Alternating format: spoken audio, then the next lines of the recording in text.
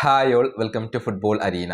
അട്ടിമറി തോൽവി ഏറ്റുവാങ്ങിക്കൊണ്ട് Copa del റേയിൽ നിന്നും റയൽ മാഡ്രിഡ് പുറത്തായിരുന്നു. അതായത് സെക്കൻഡ് ഡിവിഷനിലെ ദുർബലരായ അൽബസിറ്റി 2-3 ഗോളുകൾക്കാണ് റയലിനെ പരാജയപ്പെടുത്തിയത്.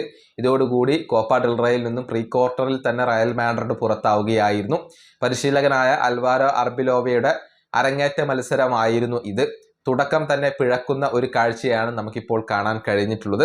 ഏതായാലും ഈ മത്സരത്തെക്കുറിച്ച് അഥവാ ഈ തോൽവിയെക്കുറിച്ച് അർബിലോവ സംസാരിച്ചിട്ടുണ്ട്.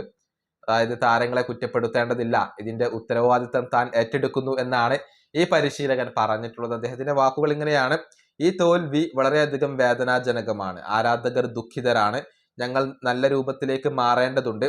ഈ തോൽവിക്ക് കാരണം അത് ഞാനാണ്, അല്ലാതെ താരങ്ങളല്ല. എൻ്റെ താരങ്ങൾ മികച്ച താരങ്ങളാണ്. തോൽവി ജയത്തിലേക്കുള്ള പാതയാണ്. എൻ്റെ ജീവിതത്തിൽ ഇതിനേക്കാൾ വലിയ തോൽവികൾ അഭിമുഖീകരിക്കേണ്ടി വന്ന ഒരു വ്യക്തിയാണ് ഞാൻ.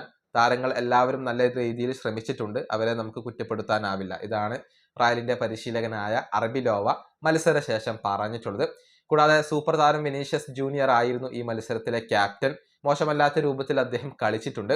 അതേക്കുറിച്ച് അർബിലോവ പറഞ്ഞത് ഇങ്ങനെയാണ്: ഞാൻ ആഗ്രഹിക്കുന്ന വിനീഷ്യസ് അത് ഈ വിനീഷ്യസ് ആണ്. എല്ലാ ഉത്തരവാദിത്വവും അദ്ദേഹം ഏറ്റെടുത്തിട്ടുണ്ട്.